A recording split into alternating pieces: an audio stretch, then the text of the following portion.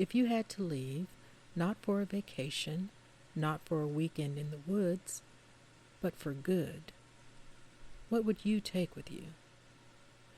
Let's imagine this gently, not as panic, not as doom, but as kind of quiet preparedness. A small bag by the door, just in case. It's the bag you pray you'll never need. History is full of people who had to leave in a hurry. Fires, floods, plagues, revolutions, blackouts, ships that never returned. No one ever called it the end of the world while it's happening. They just say we had to go. You are not in danger right now, but you are invited to imagine gently. Close your eyes if you'd like. There's no rush. Just breathe. Let's take a look together at what might be worth packing when the world begins to shift beneath your feet. The first thing most people pack is wrong. History tells us this. In 1939, as Jewish families fled Berlin, many brought silver candlesticks, porcelain cups, a violin wrapped in a towel. They left behind coats, boots, salt. One woman years later would recall how her mother insisted on packing the wedding china, the good set, carefully layered in newspaper and prayer. They had only one suitcase. She carried the plates on her lap as they crossed into Holland by train. The plates made it. The bread did not. A little boy tucked his grandfather's pocket watch into a sock and hid it in the lining of his jacket. He had heard whispers that clocks were taken at the border. He wasn't sure why, but he knew the watch had been passed down from someone who had died in a war. That seemed important, even if he couldn't say why. And then there were the mothers who sewed coins into hymns. A grandmother who poured cinnamon and cloves into a cloth pouch, not for cooking, but so her grandchild could open it on the boat and still believe in warm kitchens. They packed for memory, not for weather. They dressed for ceremony, not for walking. And in doing so, they made a quiet mistake, but an understandable one, because who wants to imagine a world where the wedding china won't be needed, where the violin may never be played? They packed for the lives they had, not for the life that waited. And that, in the end, is a kind of hope, a delicate porcelain kind, easily broken, still worth carrying. We always imagine we'll be back, so we take the things we love, not the things we need. In Ireland, during the famine, some families brought rosaries, Bibles, and lace. The lace was never used. The rosaries wore out. The Bibles survived, tucked into trunks lined with oilcloth and hope. And during the firestorms in Dresden, people rushed to gather portraits, clocks, family linens, jewelry passed down like myth. They had minutes. Some had seconds. There's no judgment. Who wouldn't want to carry a piece of your life with them? But the truth is, you can't pack a life. You can only choose the pieces you hope will still make sense on the other side. So, what would your farewell bag hold? Maybe a wool sweater, a toothbrush, a charger, a spoon, maybe something that smells like home, a shirt that carries someone's scent, a scarf that holds your perfume, something with breath still folded into the fabric. Don't forget small things, a needle, vinegar wipes, a length of string, 3 safety pins, a tea cloth, a cloth napkin, a bar of soap wrapped in wax paper. When you pack in fear, you forget how long the road might be, how cold the night can get, how lonely a bowl feels with nothing to stir it.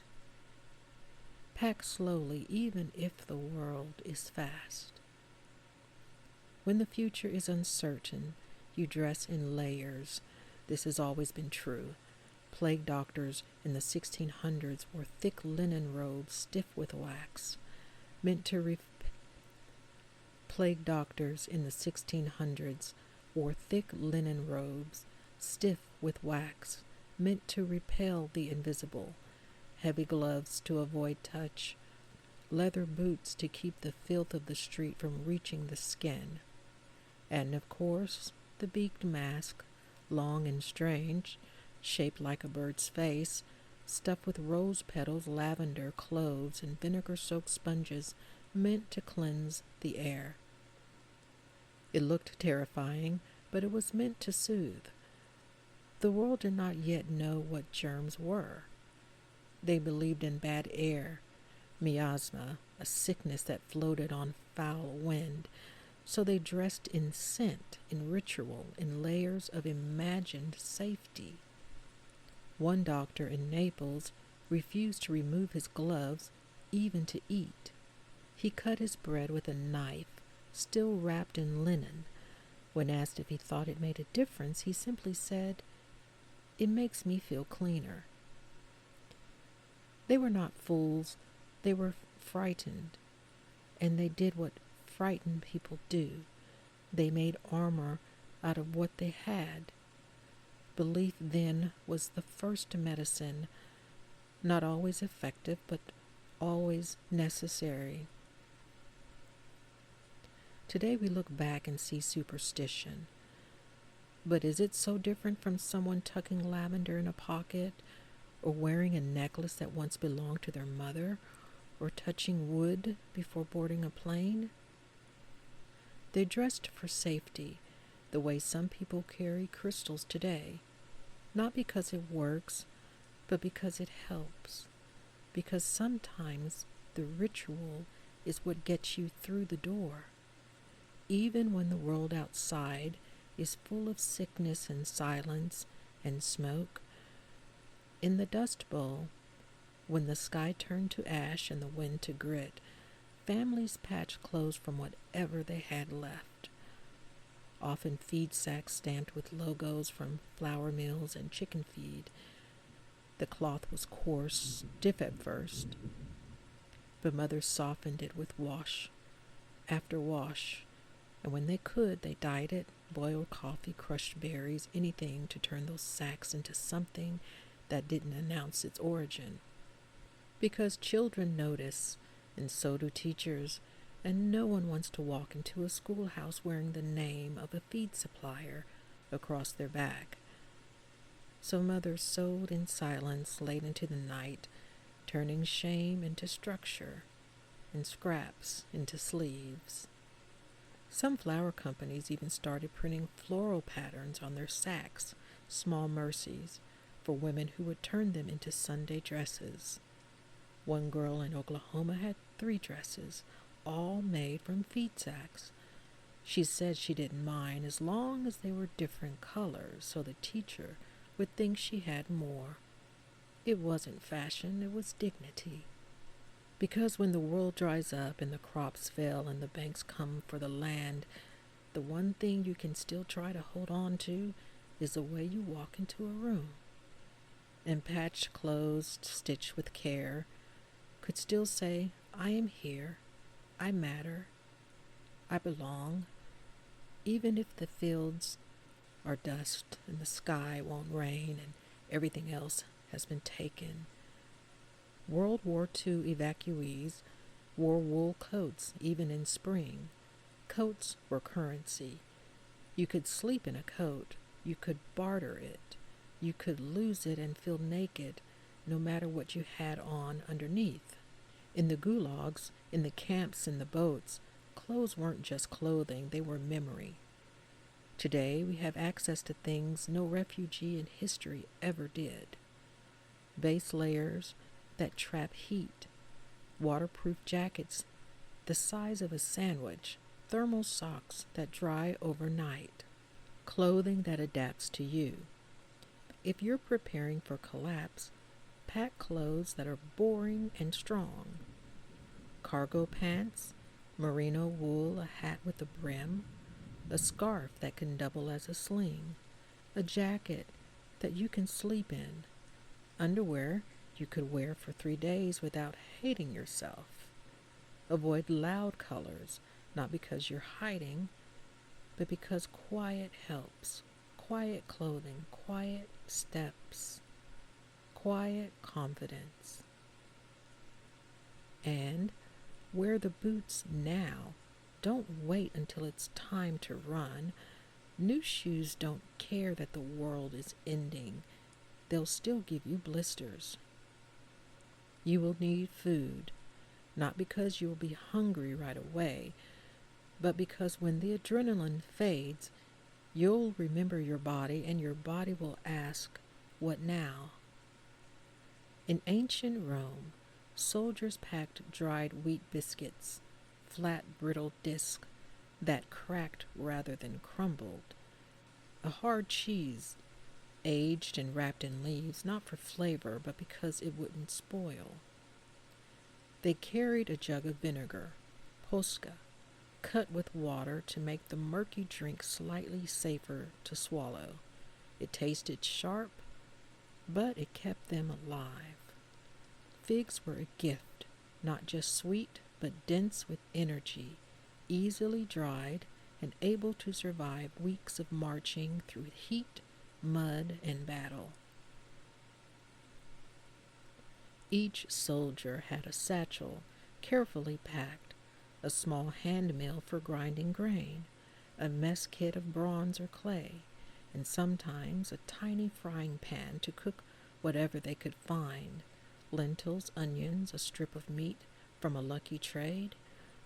But more often, there was no fire, just a quick stop beside the road, a wedge of biscuits softened in vinegar, a few bites of cheese, and the road again. Roman soldiers didn't eat to enjoy, they ate to endure, to stay on their feet, to keep formation. And though it wasn't much, never enough, never warm, it was consistent. There's something quietly comforting in that, not in the meal, but in the ritual. You unwrap the cheese, you break the biscuit, you sip the vinegar, you move forward, not because it's delicious, but because it gets you to the next day. In the Middle Ages, a traveler might carry an onion, a hunk of rye, and something that could survive rot, usually beans.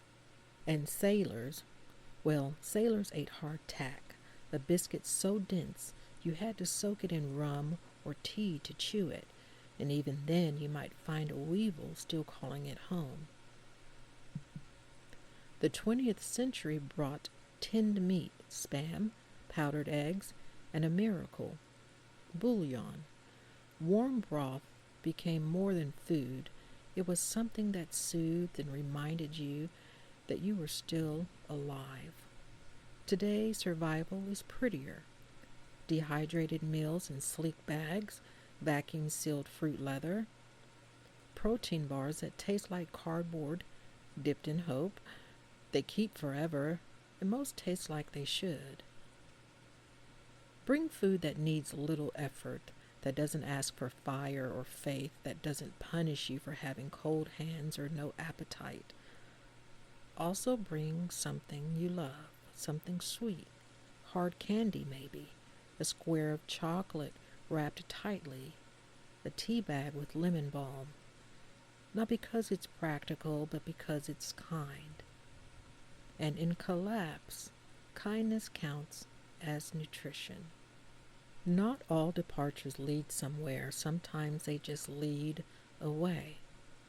In the winter of 1938, children boarded trains out of Nazi-occupied territories. The Kindertransport. Each child wore a tag around their neck, a coat one size too big, and a bag packed by trembling hands. A sandwich, a letter, a prayer. In 1918, during the Spanish flu, entire families boarded ships with no clear destination, just a desperate need for distance. Cities had become dangerous, hospitals were full, Church bells rang far too often. The air itself felt suspicious. Some left on freight ships, converted overnight into floating shelters.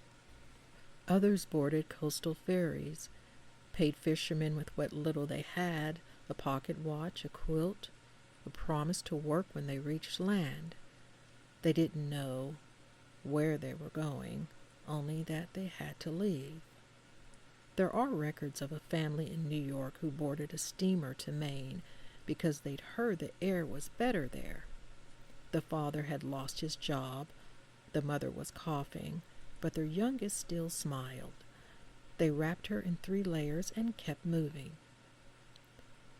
In San Francisco, people with relatives across the bay traveled by boat, holding babies wrapped in oilcloth, breathing through gauze masks, so thin they offered no real protection, but they wore them anyway. The ships were crowded, but not like the cities. There was open air, wind, the illusion of escape. Some slept on deck. Some didn't sleep at all. One woman later wrote that the only thing she remembers from that journey was the sound of water against the hull and the way her mother whispered stories to keep her from crying. They didn't know where they would land or if they would be allowed to disembark, but staying has started to feel more dangerous than leaving. So they boarded and floated and waited. Because even without certainty, motion can feel like hope. In 1979, the Vietnamese boat people set out on fishing vessels meant for rivers, crossing entire oceans with nothing but what could fit in a backpack, and hope that didn't leak. To prepare for a ship to nowhere is to prepare for exile. So, what would you bring? First, your name, written down, folded, tucked away. Your real name, your chosen one, both. Bring something waterproof, plastic zip bags, a pouch that floats. Bring identification, a backup on a USB drive, a photo of yourself printed in color, not because it will help, but because sometimes paper works when batteries don't. Bring a light, one that doesn't need charging, a crank, a match, a mirror. Bring medicine, a copy of your prescription, even if the pharmacy is gone. And bring something that connects you to a world that is not collapsing. Maybe it's a letter, maybe it's a recipe, maybe it's a map of where you hoped to go, still folded in its crispness. Carry it anyway. We often think of flight as something from another time, but even now, especially now, people still pack quickly and leave without knowing if they'll return. It doesn't always take war or plague or famine. Sometimes the world ends in a way that only affects your street, your zip code, your side of town. Sometimes it's a hurricane. In 2005, when Hurricane Katrina hit New Orleans, people fled with what they could carry: duffel bags, pillowcases tied at the top, a backpack meant for school, now filled with birth certificates and pain medication. One woman brought her cat and a box of Ziploc bags stuffed with photographs. No clothes, just images of people she loved, some of whom she never saw again. Another family packed an air mattress and floated their toddler down the street like Moses in a vinyl raft. They didn't know where they were going. They only knew they couldn't stay. In California, when the wildfires come, they come fast. People have minutes, not hours. You smell the smoke before the alerts hit your phone. And suddenly you're deciding, do I take the safe full of documents or the painting my daughter made when she was 7? One man near Paradise, California, left with only his wedding ring and a mug he used every day. He said it felt like a joke at the time, but later, when the house was gone, he was glad to have something his hands already knew. In Florida, during the long season of storms, families tape their windows, pack granola bars and water bottles, and wonder if this is the one that will finally force them to go. And still, people stay longer than they should because leaving feels like giving up, and packing feels like admitting that everything you've built might not be there tomorrow. But over and over, recent history tells us you don't need to be ready for the end of the world, just the end of one day. The night the lights don't come back on.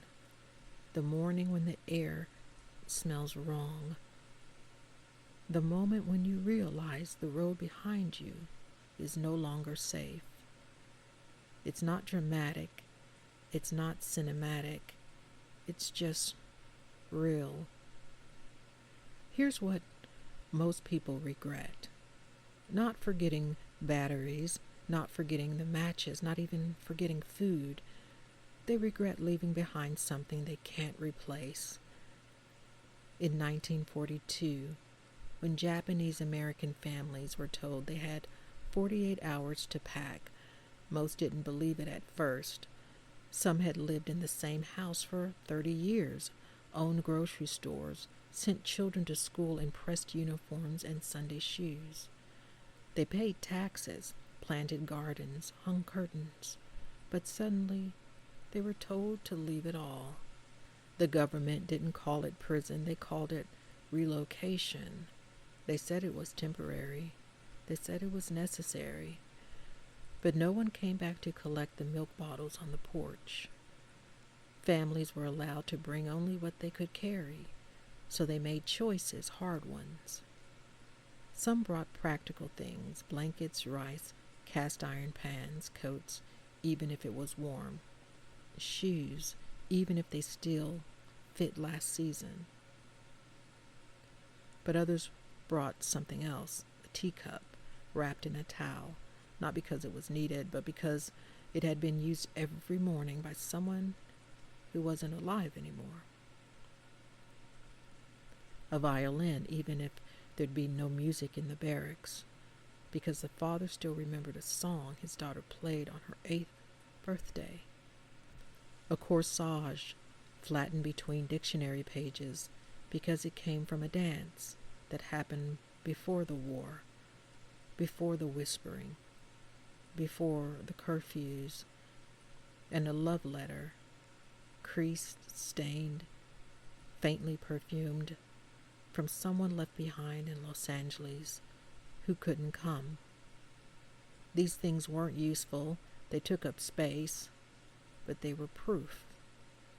Proof that life had happened, that joy had been real, that they had not always been seen as other, that they had danced and fallen in love and poured tea in their own kitchens. When everything else was stripped away, home, job, privacy, rights, a single object could say, I was someone before this. I had a name before the number. I mattered. And that kind of proof can be the difference between enduring and disappearing. You won't always know what you'll miss, but you can guess. That little object you keep on the shelf, not because it's beautiful, but because someone gave it to you when they still loved you.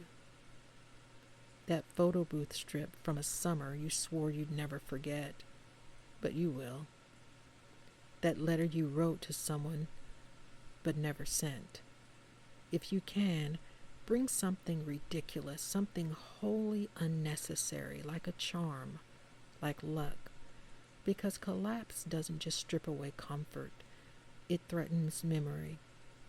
So anchor yourself to the part of your life that still made you laugh, still made you human, even if it's just a sticker with a dumb joke that made you snort in 2009. Bring that. Most people will never need a bag like this. That's the comfort.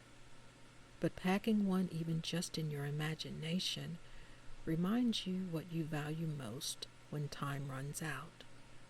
This isn't a fear exercise. It's an honesty exercise. What do you love so much that you'd carry it through the end of the world? Not on your phone, not in the cloud, but in your hands. What would your bag say about you? A spoon, maybe? A charger? A scarf? A small, strange object you once picked up from the dirt and kept because it felt like a message. Whatever it is, pack that. Not because the world is ending, but because it reminds you you are alive and still choosing. Sleep well. You're safe. And your bag is ready.